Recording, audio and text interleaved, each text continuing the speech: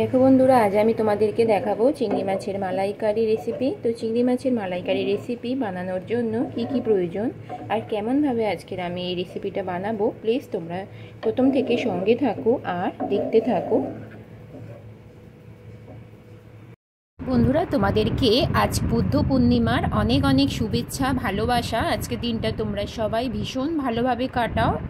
অবশ্যই তোমরা আজকের দিনটা নিরামিষ আহার গ্রহণ করবে। আমার ভিডিওটা আগে ক্লিপ করা ছিল, তাই আমি তোমাদের বুদ্ধ পূর্ণিমার শুভেচ্ছা জানালাম।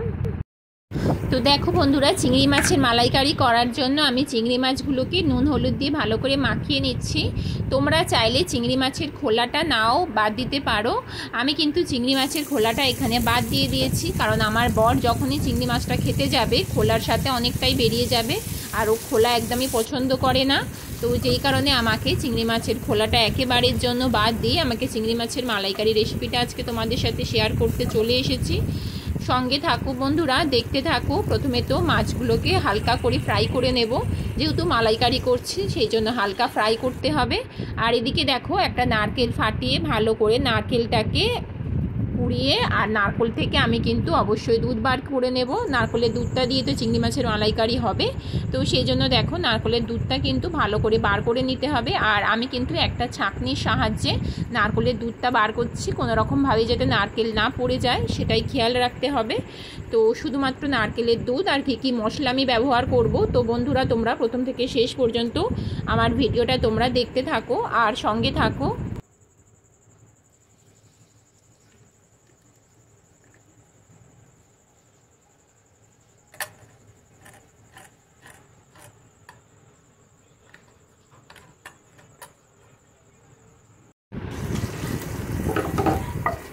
দেখো চিংড়ি মাছগুলো হালকা ফ্রাই হয়ে গেছে। এবার আমি একটা পাত্রের মধ্যে কিন্তু চিংড়ি মাছগুলো তুলে নিচ্ছি। তবে বন্ধুরা, আমি তোমাদেরকে একটাই কথা বলবো, চিংড়ি মাছের মালাইকারি করতে যখন যাবে তোমরা অবশ্যই মাছের খোলাগুলোকে একদমই ছাড়াবে না, তাহলে মাছগুলো একদম গুটিয়ে ছোট হয়ে যায়।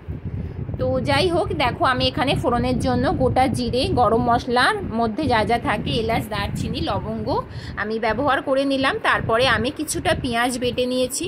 তোমরা চাইলে এর মধ্যে কাঁচা লঙ্কা, রসুন দিতে পারো, কিন্তু আমি কিছুই ব্যবহার করিনি, আমি শুধুমাত্র পেঁয়াজ বাটা দিয়েছি। আর আমি এখানে কোনো রকম ঝালের কাঁচা লঙ্কা ব্যবহার করিনি, কারণ আমি ঝালের জন্য এখানে গুঁড়ো লঙ্কা ব্যবহার করব। তো সেই জন্য দেখো শুধুমাত্র পেঁয়াজ বাটা দিয়ে আমি কিন্তু মশলাটা ভালো করে এইভাবে কিছুক্ষণ কষিয়ে নিচ্ছি। যখন হালকা তেল ছাড়বে তখন কিন্তু আমি বাকি জিনিসগুলো একটু একটু করে দিতে থাকবো। আর এদিকে দেখো অনেকটা প্রায় মশলা কষা হয়ে গেছে। আমি এখানে নুন, স্বাদ মতো নুন, পরিমাণ মতো হলুদ দিয়ে এইভাবে আবারও কিছুক্ষণ নাড়াচাড়া আমি করে নিচ্ছি বন্ধুরা। আর এখানে আমি ঝালের জন্য ব্যবহার করব বন্ধুরা লঙ্কা গুঁড়ো। এটা কিন্তু আমি ঝালের জন্য ব্যবহার করছি। তো তোমরাও ঝালের জন্য যদি পারো কাঁচা লঙ্কা দেবে, না হলে তোমরা লঙ্কা গুঁড়ো ব্যবহার করতে পারো। তারপরে আমি এখানে ব্যবহার করব ধনে গুঁড়ো, কিছুটা পরিমাণ আমি এখানে ধনে গুঁড়ো দিয়ে দিলাম। তারপরে আমি এইভাবেই কিছুক্ষণ মশলাটা নাড়াচাড়া করে নেব। দেখতেই পাচ্ছ মশলাটা এইভাবে নাড়াচাড়া করতে করতে কিন্তু হালকা তেল ছেড়ে দিয়েছে। আর যেহেতু আমি ননস্টিকে রান্নাটা করছি, অল্প তেলেই রান্না হয়ে যায়, তোমরা সেটা ভালো করেই জানো। আর আমি দেখো এখানে যে জলটা ব্যবহার করব, আমি হালকা উষ্ণ গরম জল ব্যবহার করব, তাই জলটা একটু গরম করে নিয়েছি। আর জলটা আমি এখানে দিয়ে নিচ্ছি। এইভাবে কিছুক্ষণ জল দেওয়ার পরে হালকা একটু ফুটবে, তার জন্য কিন্তু অপেক্ষা করতে হবে বন্ধুরা। তো তোমরা আমার সঙ্গে থাকো আর দেখতে থাকো। এইভাবে আমি নাড়াচাড়া করে নিচ্ছি। আর এদিকে দেখো যে নারকেলের দুধটা বার করে নিয়েছি, কতটা ঘন হয়েছে। এই নারকেলের দুধটা কিন্তু এবার আমি ব্যবহার করব। দেখো এখানে অনেকটা ফুটে গেছে আমার।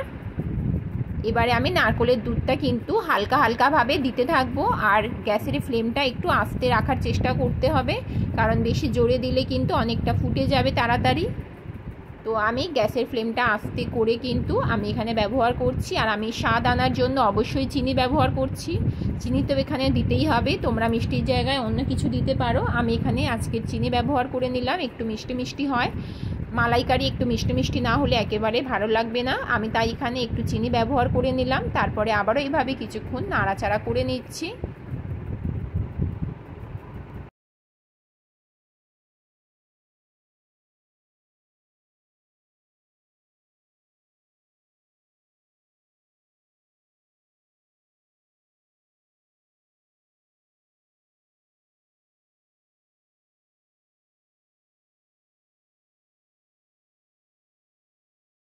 আমি কিছুক্ষণ পরে ফিরে এসেছি। তারপরে দেখো ঝোলটা অনেকটা ফুটে গেছে। তারপরে আমি আমার ভেজে রাখা চিংড়ি মাছগুলো কিন্তু এর মধ্যে অ্যাড করে দিলাম।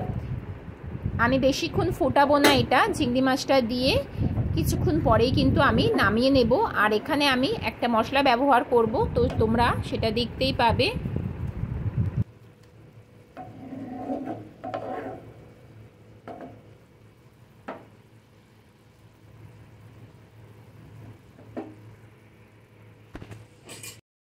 আমার প্রায় হয়ে এসেছে একদম চিংড়ি মাছের মালাইকারি। আমি এখানে সানরাইজের গরম মশলা ব্যবহার করে নিলাম।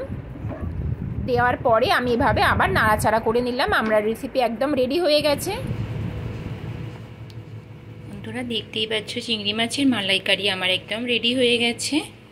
তো আজকের আমার এই রেসিপিটা তোমাদের কেমন লাগলো প্লিজ কমেন্ট বক্সে কমেন্ট করে জানিও। যদি ভিডিওটা ভালো লেগে থাকে অবশ্যই চ্যানেলটাকে সাবস্ক্রাইব করে পাশে থাকা বেল আইকনটা অবশ্যই প্রেস করে দিও।